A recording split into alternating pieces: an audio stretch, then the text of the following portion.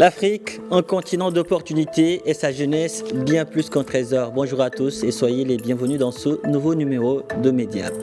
Vous êtes passionné de thé, je vous convie à un voyage très parfumé au Sénégal où nous attend notre invitée du jour. Elle s'appelle Adja Matissemben. Elle est la fondatrice de Contana, une start-up qui valorise les racines africaines en proposant des boissons chaudes et glacées faites à base de plantes issues de nos terroirs. Adja est en direct de Dakar avec nous. Adja Matissemben, bonjour et merci d'avoir accepté notre invitation. Bonjour, c'est un plaisir de vous rejoindre ce matin. C'est partagé. Alors, une question qui revient souvent dans Mediap. Dites-nous, comment vous est venue l'idée de lancer Contana? Donc, Contana, je l'ai lancé à l'aube de la COVID-19. C'était en décembre 2019. Donc, c'était à l'issue d'un programme que j'avais fait où on m'apprenait l'entrepreneuriat et il fallait commencer. Et donc, j'ai pas cherché loin parce que Contana, c'est le fruit d'une passion familiale. Donc, mes premières recettes, c'était juste en fait les tisanes qu'on faisait chez nous tous les jours au déjeuner. Donc, depuis ce jour où je devais préparer cette expo, je n'ai pas arrêté jusqu'à ce jour. Donc, disons que entre le thé et votre famille, c'est une grande histoire d'amour. D'ailleurs, en me parlant, vous avez votre tasse de thé entre les mains, ça se voit. Oui, le thé devient quelque chose de très important chez moi, mais il s'agit pas seulement en fait de thé même africain. En fait, on a eu la chance d'avoir beaucoup voyagé, ma famille et moi, mais on ne pouvait pas concevoir de quitter un pays sans ramener son thé et les accessoires qui l'accompagnent pour le déguster à la maison et vivre l'expérience à la maison et surtout le partager avec tout le monde. Donc, on est vraiment des grands amateurs de thé et avec une très grande collection en fait de partout. Donc, à partir de 2019, je me suis dit, bon, il est temps de commencer à montrer aux gens ce que nous faisons. La particularité, c'est qu'on a reçu beaucoup de nationalités chez nous qui venaient pour le thiep, bien sûr, mais également pour le thé. Donc, on avait tout le temps ce retour des gens, une fois chez eux, qui demandaient comment est-ce que ça se faisait parce qu'ils voulaient le refaire chez eux. Et en fait, on a juste démarré par ça. Et notre recette aujourd'hui, celle que ma mère fait chez elle tous les jours à 14h, vous pouvez le faire même si vous êtes au Japon. Donc, c'est de là est venue l'idée de lancer Contana. Maintenant, parlez-nous un peu de votre modèle économique. Comment vous vous organisez? Donc aujourd'hui, Contana, c'est une maison de thé haut de gamme. Donc c'est la première au Sénégal qui est une maison de thé haut de gamme qui transforme plutôt les plantes locales, au niveau local. Donc on a beaucoup de gens qui transforment les feuilles brutes qu'on trouve au Sénégal, mais l'idée derrière, pour nous, c'était en fait d'en faire un produit haut de gamme, un produit de luxe où les gens vont vivre l'expérience du thé. C'est pas seulement boire du thé pour le boire, mais c'est surtout en fait pour vivre toute cette expérience, avec quelle vaisselle est-ce qu'il faut la prendre.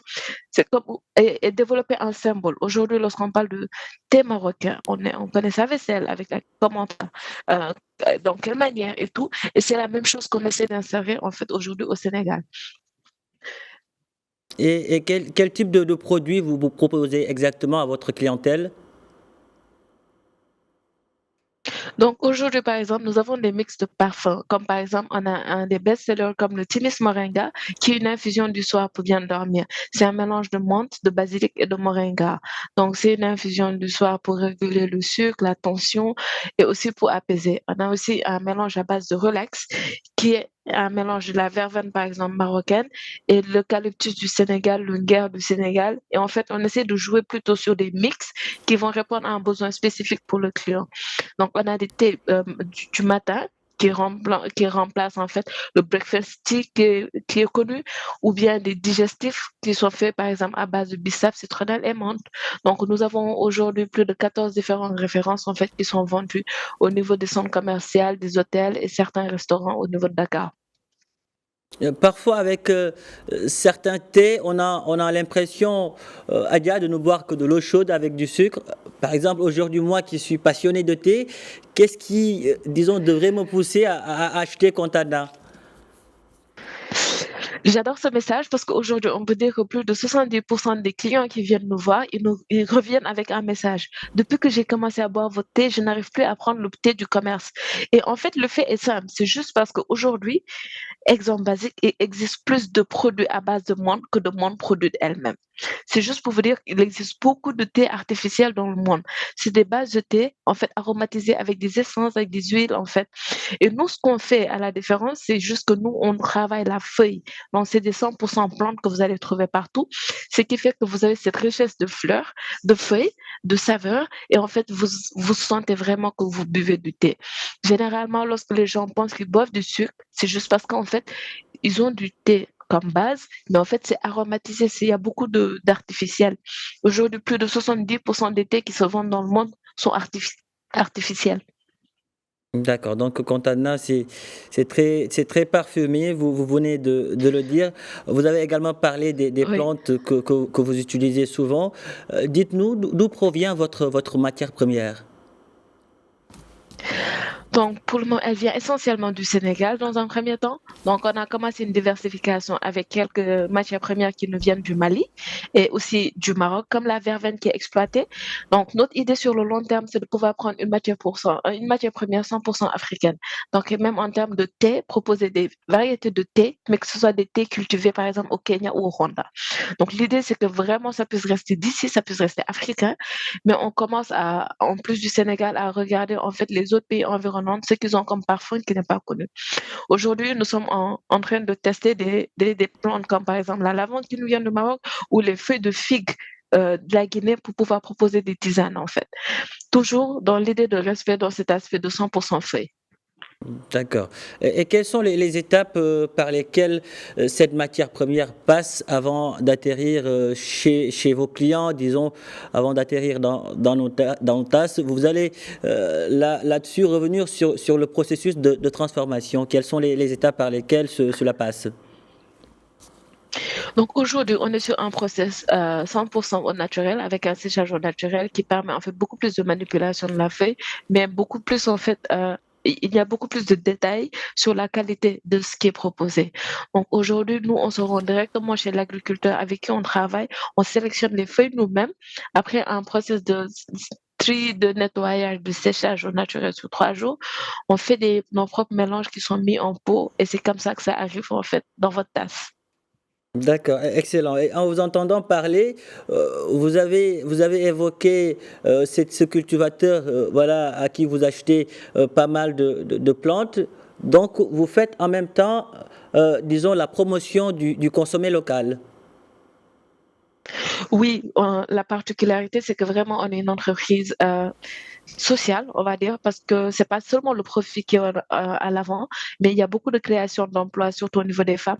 Par exemple, on ne l'a pas demandé, mais aujourd'hui, on a une équipe 100% féminine et la plupart même de la main-d'œuvre ouvrière, elle est féminine. C'est juste parce qu'on a aussi, on a eu reçu beaucoup de demandes de femmes et il y a aussi cette délicatesse en fait de travail à la feuille, donc on travaille beaucoup plus avec ces gens.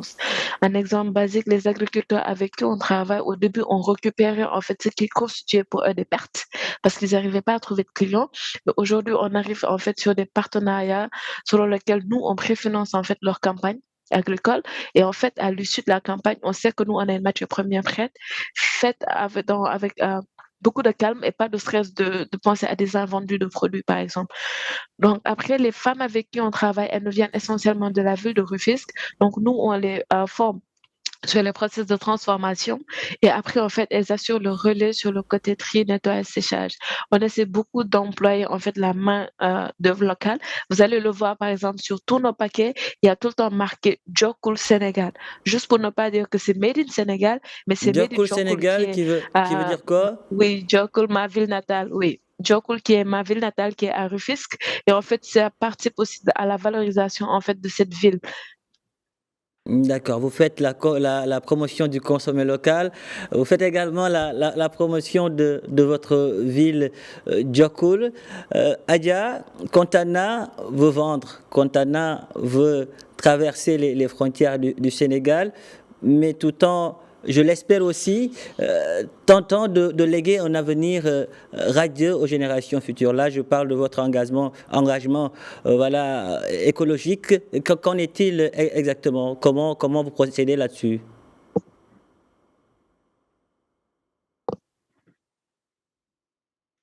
Je n'ai pas bien entendu.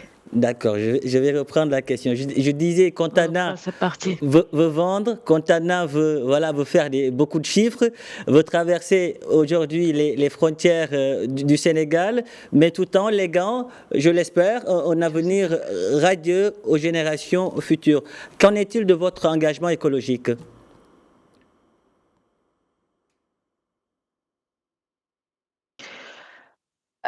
Désolée, ça s'est coupé, je prends la dernière partie. Notre ambition écologique, aujourd'hui, il faut savoir que la particularité, c'est que j'ai été d'abord dans le monde social avant d'être dans le monde business, ce qui fait qu'il y a cette empreinte en fait qui reste chez moi et que je ramène dans le côté business. Depuis notre début, on est vraiment dans le développement du côté environnement.